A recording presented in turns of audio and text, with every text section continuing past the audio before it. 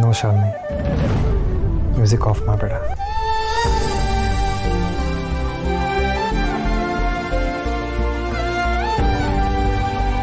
ಶ್ಯಾಮ್, ನಂಗೆ ಗೊತ್ತು ಚಾಂದಿನಿ ನಡ್ಕೊಂಡಿದ್ದ ರೀತಿಯಿಂದ ನಿನಗೆ ಬೇಜಾರಾಗಿದೆ. ನಿಂಗೆ ಗೊತ್ತಲ್ವಾ ಅವಳು ಮುಂಗೋಪಿ ಅಂತ. ನಾನು ಅವಳ ಜೊತೆ ಮಾತಾಡ್ತೀನಿ. ಪ್ಲೀಸ್ ಶ್ಯಾಮ್, ನೀನ್ ಬೇಜಾರು ಮಾಡ್ಕೋಬೇಡ. ಆ ಮಗು ಎಲ್ಲೋ ಒಂದ್ ಕಡೆ ಚೆನ್ನಾಗಿ ಅದನ್ನ ಹೆತ್ತ ಸ್ಯಾರಬೇಟ್ ಮದರೇನೆ ಅದನ್ನ ತುಂಬಾ ಚೆನ್ನಾಗಿ ಬೆಳೆಸ್ತಾ ಇದ್ದಾಳೆ. ಆ ಮಗು ಹೆಣ್ಮಗು ಶಾಲಿನಿ, ನಮ್ಮ ಮಗಳು. ಇಮ್ಯಾಜಿನ್, ಎಲ್ಲೋ ಒಂದು ಕಡೆ ಬದುಕಿದ್ದಾಳೆ ಅವಳು.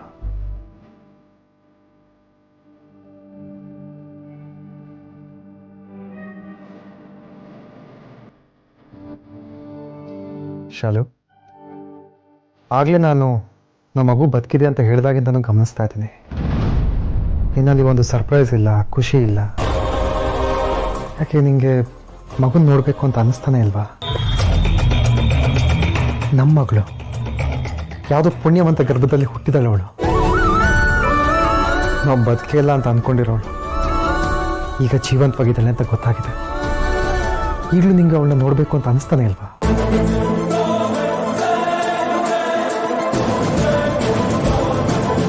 ಶ್ಯಾಮ್, ನಂಗೆ ಏನು ಹೇಳ್ಬೇಕಂತ ಗೊತ್ತಾಗ್ತಿಲ್ಲ. ಇದ್ರ ಬಗ್ಗೆ ಎಲ್ಲ ಮಾತಾಡೋಣ. ಈಗ ತುಂಬಾ ಲೇಟ್ ಆಗಿದೆ ಶ್ಯಾಮ್, ಬಾ ಮಲ್ಕೋ. ನೋ ಶಾಲು, ಇವತ್ತು ನಂಗೆ ನಿದ್ದೆ ಬರಲ್ಲ. ನಂಗೆ ನಿದ್ದೆ ಬೇಡವೂ ಬೇಡ. ನಮ್ಮ ಮಗು ಬದುಕಿದೆ ಅಂತ ಗೊತ್ತಾದಾಗಿಂದ ನಾನಾಗೇ ಇಲ್ಲ. ಹೆಣ್ಮಗು ಬೇರೆ. ಈಗ ಅದಕ್ಕೊಂದು 6 ವರ್ಷ ಆಗಿರುತ್ತಲ್ವಾ? ಹೇಗಿರ್ಬೋದು ಅವಳು? ಇಮ್ಯಾಜಿನ್, ತುಂಬ ಕ್ಯೂಟಾಗಿ, ಸ್ವೀಟಾಗಿ, ಮುದ್ದು ಭಾಷೆಗಳನ್ನ ಮಾತಾಡ್ತಾ, ಪುಟ್ ಚುಟ್ಟು ಹಾಕ್ಕೊಂಡು, ಜಿಗಿತಾ ನಗಿತಾ ಓಡಾಡ್ಕೊಂಡು ಎಲ್ಲೋ ಬದುಕಿದ್ದಾಳೆ.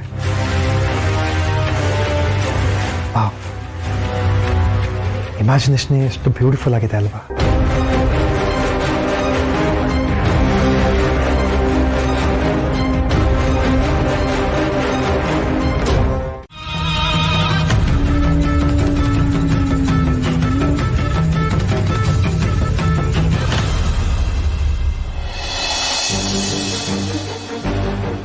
ಅತ್ತೆ ನನ್ನ ಪ್ರಶ್ನೆಗೂ ಸರಿಯಾಗಿ ಉತ್ತರನೇ ಕೊಡ್ಲಿಲ್ವಲ್ಲ.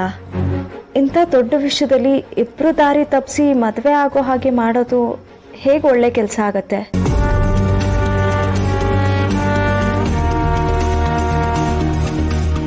ಅಂದ್ರೆ ಈ ಮನೆಗೆ ಒಳ್ಳೇದಾಗತ್ತೆ ಅಂದ್ರೆ ಸಿಹಿ ನನ್ನಿಂದ ದೂರ ಆಗೋ ಸಂದರ್ಭ ಬಂದ್ರು ನಾನು ಅದನ್ನ ಒಪ್ಕೋಬೇಕಾ? ಹಿಂದೆ ಏನ್ ಬೇಕಿದ್ರು ಆಗಿರ್ಲಿ, ಅದ್ಯಾವ್ದು ನಮ್ಮ ಖುಷಿನ ಕಿತ್ಕೊಳಕ್ಕೆ ನಾನ್ ಬಿಡೋದಿಲ್ಲ. ಇವರು ನನ್ನ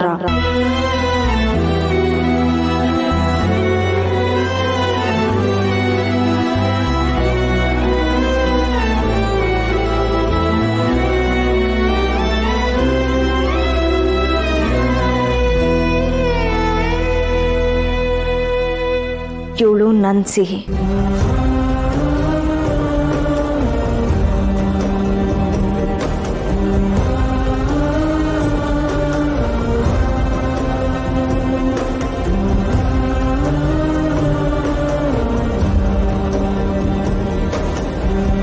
ಏನೇ ಆದ್ರೂ ನಮ್ಮ ಬದುಕು ಚಿತ್ರ ಆಗಕ್ಕೆ ನಾನು ಬಿಡೋದಿಲ್ಲ. ನಾನೇ ಕಾಪಾಡ್ಕೋತೀನಿ. ನನಗೆ ಸರಿಯಾಗಿ ಹೇಳಕ್ ಬರುತ್ತೆ.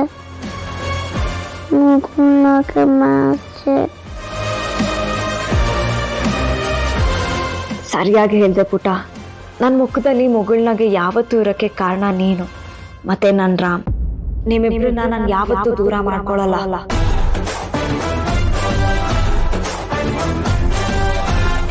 ಸದ್ಯದಲ್ಲಿ ಸ್ವಲ್ಪ ಪ್ರಾಬ್ಲಮ್ ಆಗ್ಬೋದು, ಬಟ್ ನಾನು ಬೇರೆ ಕಡೆ ಕ್ಲಿನಿಕ್ ಸೆಟಪ್ ಮಾಡೋದಕ್ಕೆ ಟ್ರೈ ಮಾಡ್ತೇನೆ.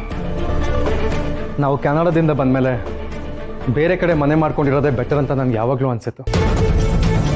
ಬಟ್ ನೀನೇ ನಿಮ್ಮ ಅಜ್ಜಿ ಮನೆ ಅನ್ನೋ ಸೆಂಟಿಮೆಂಟ್, ನಿನ್ನ ತಂಗಿ ಒಬ್ಬಳೇ ಇರ್ತಾಳೆ ಅನ್ನೋ ಕನ್ಸರ್ನ್, ಅದು ನನಗೆ ಗೊತ್ತಿದ್ದರಿಂದ ನಾನು ಇರೋದಕ್ಕೆ ಒಪ್ಕೊಂಡೆ. ಬಟ್ ಈಗ ನಿನ್ನ ತಂಗಿ ಚಾಂದಿನಿಗೆ ನಾವಿಲ್ಲಿರೋದು ಇಷ್ಟ ಇಲ್ಲ. ಆ್ಯಂಡ್ ಮೋರೋವ ನಮ್ಮ ಜೊತೆಗೆ ಎತ್ಕೊಂಡು ನಮ್ಮ ಬೆನ್ನಿಂದನೇ ನನ್ನ ಹೆಸರನ್ನ ಯೂಸ್ ಮಾಡ್ಕೊಂಡು ಯಾವುದೋ ಬೇಡದಿರೋ ವಿಚಾರಕ್ಕೆ ಮೂಗು ತೋರಿಸೋ ಜೊತೆ ಇರೋದಕ್ಕೆ ನನಗೂ ಇಷ್ಟ ಇಲ್ಲ. ಡಾಕ್ಟರ್ ಅನಂತ ಲಕ್ಷ್ಮಿ ಅವ್ರ ಹತ್ರ ಹೋಗಿ ನಮ್ಮ ಪಾಸ್ಟ್ ಬಗ್ಗೆ ವಿಚಾರಿಸಿದ್ದಾನೆ. ಇದು ಸರಿನಾ? ನನ್ನ ಪ್ರಕಾರ ದೊಡ್ಡ ಅಪರಾಧ ಇದೆ. ನಾನು ಯಾವತ್ತೂ ಅವಳನ್ನ ಕ್ಷಮಿಸಲ್ಲ. Shyam, I am not supporting her. ಅವಳು ಮಾಡಿರೋದು ತಪ್ಪೇ, ನನಗೂ ಬೇಜಾರಾಗಿದೆ. ಬಟ್ ಅದನ್ನ ನಮ್ಮಲ್ಲೇ ಸಾರ್ಟ್ ಮಾಡ್ಕೊಳ್ಳೋಣ. ಅದು ಬಿಟ್ಟು ಈಗ ಮನೆ ಬಿಟ್ಟು ಹೋಗೋಣ ಅಂತ ಹೊರಟ್ರೆ ಎಲ್ಲಿ ಹೋಗೋದು? ಐ ಡೋಂಟ್ ನೋ, ಬಟ್ ನಾನಂತೂ ಹೋಗ್ತಾ ಇದ್ದೀನಿ. ಪ್ರಾಕ್ಟಿಕಲಿ ಯೋಚನೆ ಮಾಡು ಶ್ಯಾಮ್. ಇನ್ನಿಲ್ಲಿ ಯೋಚಿಸೋಕೆ ಏನೂ ಇಲ್ಲ ಶಾಲು. ನಾನೆಲ್ಲ ಡಿಸೈಡ್ ಮಾಡಿದ್ದೀನಿ. ನೀನು ನನ್ನ ಜೊತೆ ಬರ್ತಿದ್ಯಾ ಅಷ್ಟೇ. ಬರಲ್ಲ ಅಂತ ಹೇಳೋಕ್ಕಾಗತ್ತಾ ನಿನಗೆ? ನಾನು ಎಷ್ಟೋ ಮಾತುಗಳನ್ನ ನೀನು ಒಪ್ಕೊಳ್ಳೋದೇ ಇಲ್ಲ. ನಾನೇ ಹೋಗಲಿ ಅಂತ ಅಡ್ಜಸ್ಟ್ ಆಗಿದ್ದೀನಿ. ಬಟ್ ಯು ಲವ್ ಮೀ ಅನ್ನೋ ನಂಗೆ ಚೆನ್ನಾಗಿ ಗೊತ್ತು. ನೋಡು, ನಿನ್ನ ಗಂಡ ನಾನು ಕಷ್ಟಪಟ್ಟು ಓದಿದ್ದೀನಿ, ಇಷ್ಟಪಟ್ಟು ಕೆಲಸ ಮಾಡ್ತಾಯಿದ್ದೀನಿ. ಇರೋದಕ್ಕೊಂದು ಮನೆ, ಬದುಕೋದಕ್ಕೊಂದು ಖುಷಿಯಾದ ಜೀವನ ಅಂತೂ ನಮಗಿದ್ದೇ ಇರುತ್ತೆ. ಎಲ್ಲಿ ಹೋದರೂ ಇರುತ್ತೆ. ನನ್ನ ನಂಬಿ ಬರ್ಬೋದು ನೀನು. ನಿನ್ನ ನಂಬದೆ ನಿನ್ ಜೊತೆ 10 ವರ್ಷ ಸಂಸಾರ ಮಾಡಿದ್ನ ನಾನು. ಏನೇ ಆದರೂ ಒಳ್ಳೇದಕ್ಕೆ ಅಂತ ಅನ್ಕೋ ಶಾಲು. ನನ್ನ ಜೊತೆ ಬಾ ಅಂತ ಕರಿತಾ ಇದ್ದೀನಿ, ಆದರೆ ಫೋರ್ಸ್ ಮಾಡಲ್ಲ.